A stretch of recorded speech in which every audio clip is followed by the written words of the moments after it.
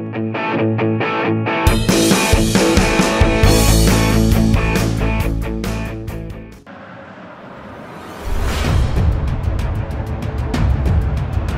timnas Indonesia finish di atas Arab Saudi dalam klasemen akhir grup C putaran ketiga kualifikasi Piala Dunia 2026 zona Asia mulai terbuka. Beberapa faktor menjadi alasan kuat mengapa Indonesia bisa menggeser posisi Arab Saudi. Setelah 4 laga, Arab Saudi duduk di posisi ketiga dengan 5 poin, sementara Indonesia di peringkat kelima dengan selisih hanya 2 poin. Faktor pertama yang menguntungkan Indonesia adalah jadwal kandang. Dari 6 laga sisa, 4 diantaranya akan dimainkan di kandang sendiri. Dukungan penuh dari 70.000 supporter di Stadion Utama Gelora Bung Karno bisa menjadi energi tambahan untuk timnas Indonesia mengamankan 9 hingga 12 poin dalam laga kandang tersebut. Sebaliknya, Arab Saudi hanya memiliki 2 laga kandang dari 6 laga tersisa. Kondisi ini tentu menjadi tantangan tersendiri bagi mereka, yang bertekad untuk finish di posisi runner-up demi meraih tiket otomatis ke Piala Dunia 2026. Faktor lainnya adalah performa pemain. Sebagian besar pemain Indonesia, seperti Marcelino Ferdinand dan Pratama Arhan, rutin menjadi pilihan utama di klub masing-masing. Rutin bermain di klub adalah faktor penting agar performa mereka tetap optimal saat membela tim nasional. Sementara itu, situasi berbeda dialami Arab Saudi. Beberapa pemain andalan mereka justru sering dicadangkan di klub akibat banyaknya pemain top dunia yang merumput di Liga Arab Saudi. Contohnya, kiper utama Mohamed Al-Owais belum pernah tampil untuk Al-Hilal musim ini karena kalah bersaing dengan Yassine Bouno, kiper timnas Maroko. Kondisi serupa juga dialami Mohamed Kano, yang baru bermain 138 menit di Al-Hilal musim ini karena kalah bersaing dengan Ruben Neves dan Sergei Milinkovic-Savic. Dengan keuntungan ini, timnas Indonesia memiliki peluang besar untuk meraih hasil maksimal di laga tersisa dan menyalip Arab Saudi di klasemen akhir. Harapan besar tertuju pada skuad asuhan Shin Tae-yong untuk tampil konsisten dan menjaga peluang menuju Piala Dunia 2026. Pelatih timnas Indonesia, Shin Tae-yong, punya pesan khusus bagi anak asuhnya jelang 2 laga krusial melawan Jepang dan Arab Saudi dalam lanjutan kualifikasi Piala Dunia 2026 zona Asia. Shin menekankan pentingnya fokus pada performa tanpa merasa terbebani, meskipun Garuda masih berada di peringkat kelima grup C. Indonesia akan menghadapi 2 tim tangguh di kandang sendiri bulan depan. Skuad Garuda dijadwalkan bertemu Jepang pada 15 November, disusul laga melawan Arab Saudi pada 19 November di Stadion Utama Gelora Bung Karno, Jakarta. Saat ini, Indonesia baru mengantongi 3 poin dari 4 pertandingan, setara dengan Cina di dasar klasemen. Namun, Indonesia hanya terpaut 2 poin dari posisi kedua yang diisi Australia, sehingga peluang untuk terus maju masih terbuka. Shin Tae-yong menyadari bahwa mengejar posisi puncak klasemen adalah tugas berat.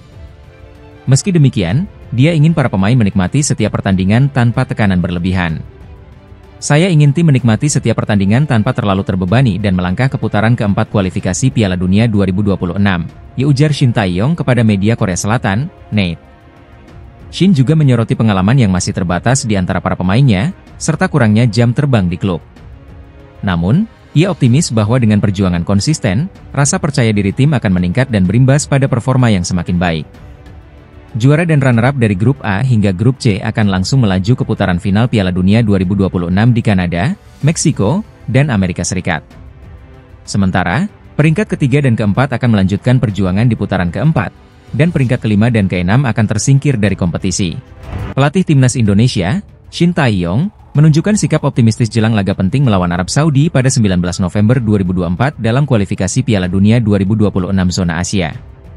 Meski Arab Saudi baru saja mengganti pelatih dari Roberto Mancini ke Hervé Renard, Shin Tae-yong yakin bahwa perubahan pelatih ini tidak akan memberi dampak besar pada kekuatan The Green Falcons. Arab Saudi memang sedang berupaya memperbaiki performanya setelah hasil kurang memuaskan di 4 laga awal grup C. Saat ini, mereka menduduki peringkat ketiga klasemen dengan 5 poin, hasil dari 1 kemenangan, 2 imbang, dan 1 kekalahan. Federasi Sepak Bola Arab Saudi pun bergerak cepat dengan kembali menunjuk Hervé Renard, sosok yang pernah melatih mereka dari 2019 hingga 2023 dan berhasil membawa kejutan dengan mengalahkan Argentina 2-1 di Piala Dunia 2022. Mengenai perubahan pelatih Arab Saudi, Shin Tae-yong menilai hal ini tidak akan mengubah banyak dari kualitas tim lawan, terutama karena waktu yang terbatas untuk membuat perubahan signifikan. Tim nasional tidak memiliki banyak waktu, ujar Shin Tae-yong. Tidak mudah untuk mengganti pemain hanya dengan mengganti pelatih. Saya sudah memahami karakteristik para pemain Arab Saudi, dan saya rasa ini tidak akan banyak berubah. Di klasemen sementara grup C, Indonesia saat ini berada di peringkat kelima dengan 3 poin, bersaing ketat dengan tim-tim kuat seperti Jepang dan Australia. Laga melawan Arab Saudi sangat penting, karena kemenangan akan membuka peluang bagi Indonesia untuk melangkah lebih jauh dalam kompetisi ini. Namun, Shin Tae-yong punya catatan kurang baik saat berhadapan dengan Hervé Renard. Keduanya pernah bertemu pada laga persahabatan antara Korea Selatan dan Maroko di Tissot Arena pada 2017, saat Shin melatih Korea Selatan dan Renard memimpin Maroko. Kala itu, Korea Selatan kalah dengan skor 1-3, meski diperkuat bintang seperti Son Heung-min. Kali ini, Shin Tae-yong berharap dapat memperbaiki catatan tersebut sekaligus meraih kemenangan berharga bagi timnas Indonesia di hadapan pendukungnya di Stadion Utama Gelora Bung Karno. Kabar baik datang bagi para penggemar timnas Indonesia. Bek andalan Jordi Amat dikonfirmasi sudah pulih dari cedera yang sempat menghambatnya. Pemain kelahiran Spanyol itu kini menyatakan kesiapannya untuk kembali berlaga bersama skuad Garuda. Setelah cedera pergelangan kaki yang cukup serius, Jordi merasa kondisinya semakin baik setiap hari. Keadaannya sudah jauh lebih baik sekarang. Saya tidak sabar untuk membantu tim, ujar Jordi. Pulihnya Jordi Amat tentu menjadi kabar menggembirakan bagi pelatih Shin Tae-yong, yang terlihat tetap optimis akan peluang Indonesia melaju ke ronde 4 kualifikasi Piala Dunia 2026. Meskipun tim Garuda sempat kalah dari Cina, Shin Tae-yong menegaskan bahwa target masuk ke babak berikutnya masih sangat realistis. Menurutnya, timnas Indonesia bisa lolos ke babak playoff jika berhasil mencapai posisi 3 atau 4 di grup C. Saya yakin sekali bahwa kami bisa mencapai target untuk ke ronde 4, ungkap Shin Tae-yong setibanya di Jakarta. Jika Jordi Amat siap bermain kembali, kemungkinan besar kita bisa melihatnya tampil dalam laga berikutnya, termasuk saat menghadapi tantangan berat melawan Jepang. Kehadiran Jordi tentu akan menjadi tambahan kekuatan penting di lini pertahanan timnas Indonesia, yang kini semakin dipersiapkan untuk meraih kemenangan demi menjaga peluang lolos.